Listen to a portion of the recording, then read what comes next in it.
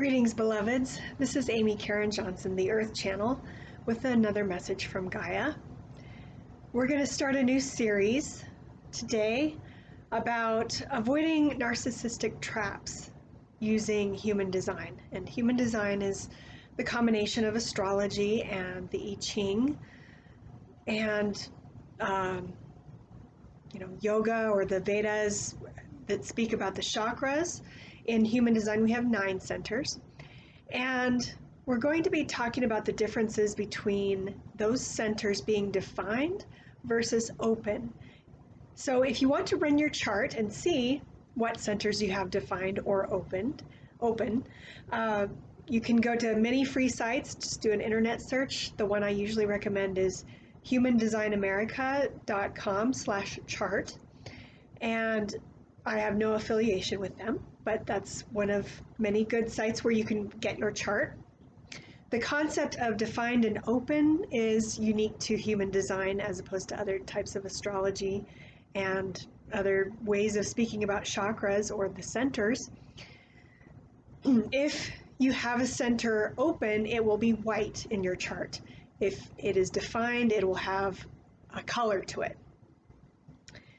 And excuse me, the easiest way to remember what it means when a center is open is to understand that when it's open, it represents a type of empathy.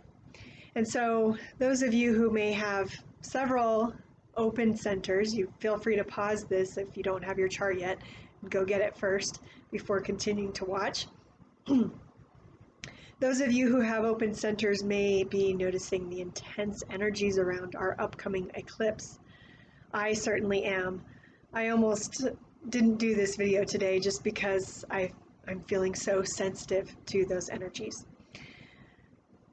We're going to start with an overview of the root center today. And I'm going to speak to you from memory and experience. And so feel free to read through the text. It will probably give you a slightly different overview than what you're going to see in the video. Hopefully I'll cover everything, but if you feel like I've missed something that you're not understanding, feel free to read through as well, and that way you can also get it translated if needed. With the root center, I personally have that center defined in my natal chart, and yet that doesn't necessarily mean that I'm not sensitive in that way. The beliefs and paradigms that are associated with the root center have to do with energy. It is one of the 4 centers that we consider to be in human design a motor center, meaning it produces some kind of energy. And if you're an American like I am, excuse me, lots of stuff coming up through the throat chakra today. You know that there's an emphasis on productivity, and that can be challenging, especially this time of year, the winter, when we have less daylight and colder weather and sometimes ice outside. It can feel harder to get everything done. We don't have quite as much energy, and it's just not as socially accepted to rest as much as we might need to this time of year. So in particular, if you have the root center open, you may feel a lot of pressure to get things done. And you may feel more of that pressure when you are around people who have that center defined, because you will tend to amplify the energy from that center from someone else who has it defined. Whereas when you're alone, you may find that you have a little less energy, perhaps. However, the concept of being with someone, I feel like it's really expanding every day at this point. I feel like I can pick up energies from people who are a long way away from me, not necessarily, I mean, I don't live with anyone. I do have close neighbors, but I can pick up a lot of energies from sort of the mass consciousness without needing to have them in the same house or room with me. So what I would recommend is, as you look at your chart and perhaps look at other people's charts, or just sort of observe their energy, let's all work on accepting those differences, that we're not all the same. We don't always have a lot of energy. We don't always have the same motivation to get things done, to be productive, to keep a spotless house, perhaps. And for example, if you've heard of the 5 love languages by Gary Chapman, PhD, you may have heard that one language of love that some people prefer is to have acts of service done for them. And I've observed that in some of my relationships where, having a defined root center means you have energy for some things that you feel motivated to do, but you don't have energy for everything necessarily. And it's really hard to force yourself to use that energy for something that you don't want to do. So I do like to have a clean house, but I don't always have the energy to keep that house clean. And I have had partners and relationships before who did value acts of service very highly and thought that I should be doing more to keep a clean house, or to do more cooking, for example. Do more dishes, do more laundry, etc. And obviously, if you're a human being, you know that those jobs are never done. There's always more to do. So let's take our time before entering into committed relationships and just recognize people for who they are. Let's not try to force them to be someone they're not, and work together to find ways to get our needs met. And if you're with someone who you recognize has these cycles in energy, who doesn't always have energy for those types of things, perhaps you can do them together. Perhaps that would help. I know that would help me, is doing some of those things together makes it more enjoyable for me and makes me want to do it. Communication is a great thing. Just because someone isn't prone to offering acts of service doesn't mean that they don't love you or don't appreciate you as a friend even. So what I want to offer you now is meditation led by Gaia, and hopefully to help us just clear some of these beliefs from that center. And one of the concepts that I know that she's going to be bringing up, because she's sort of been sending this to me all week, is this concept of when we try to be something we're not, or we try to meet someone else's expectations for whatever reason, we can have, sometimes people call them cords. Basically, we can overextend ourselves, overextend our energy, and we can have these sort of fragments of ourselves hanging out there. So Gaia is going to help us retrieve those and then just clear and purify those energies, those parts of ourselves. So I'd like to invite you to join me to take some deep breaths. If you'd like to, you can also close your eyes.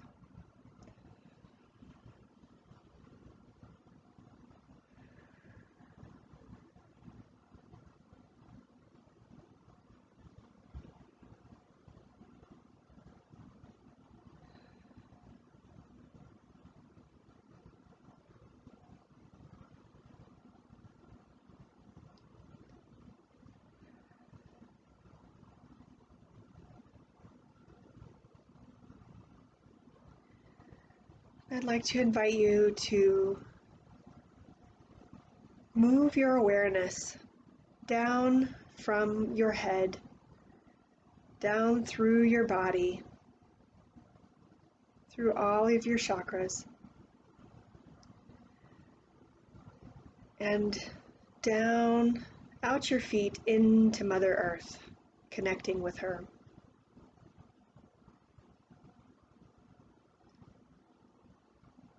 And And once you feel that connection has been made,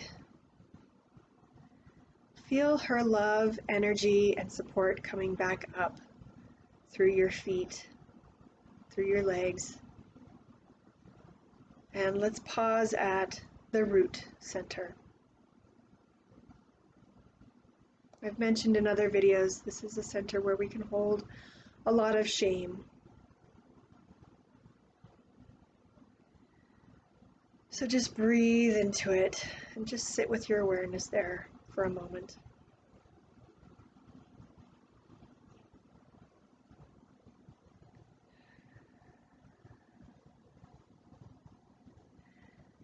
And Gaia, I would like to invite you to use your hands, if that feels okay to you, and call back any parts of yourself that you have overextended, and just pull them back into your root center. You don't even necessarily have to touch yourself on your body anywhere. You can just guide that energy back and hold it there like an orb that is bigger than your body.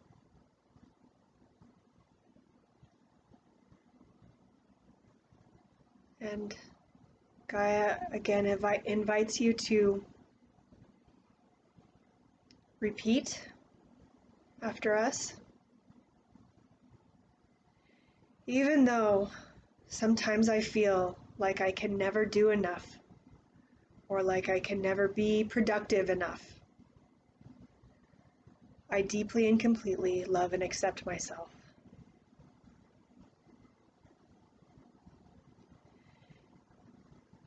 Even though sometimes I feel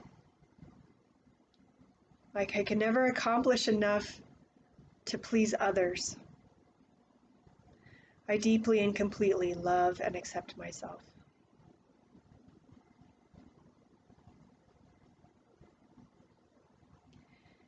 Even though I realize that rest, self-care, relaxation, introspection, reflection, these are not highly valued things in Western culture.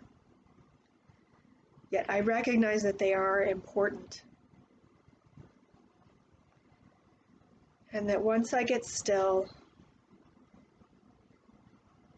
I can move again with greater clarity, motivation, and intention to act for the highest good of all who might be concerned with my actions. So even though sometimes I feel judged when I rest, pause, and just take care of myself, I deeply and completely love and accept myself.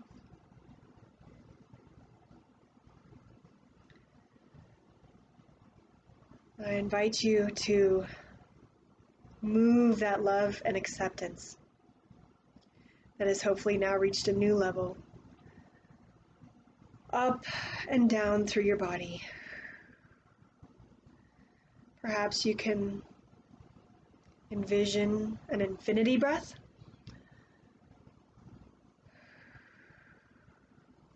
Actually, you don't have to use your hands, but usually with the infinity breath, envision as you breathe in, the energy coming down into your belly and out, up. Again, in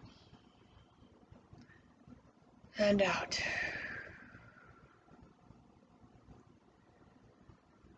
Just feel that breath, that love and acceptance circulating throughout your body and expanding out as well as up and down. Let's send out that love to others in our area, others in our world.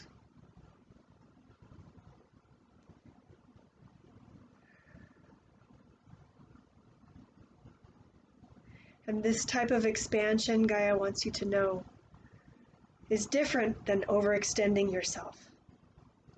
Once we come into our center and ground ourselves, we can then grow in more holistic love. Expand in that love. And that purification helps that love to be unconditional. And so it does not come with all the attachments and cords that might have dragged you down before. It's pure, and it recognizes that as we send it out, we have no expectation of getting anything in return. However, we know that the universe is made of love. There is no end of love. We are love. It is infinite. And so every time we send it out, we know that more will come from source, from the source of all that is, the force, if you like to call it that.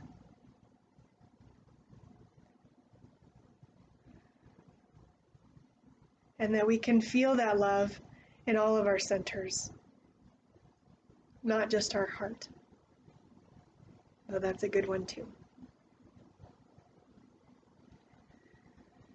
One more breath, and let's come back. Thank you so much for joining me. Namaste, beloveds.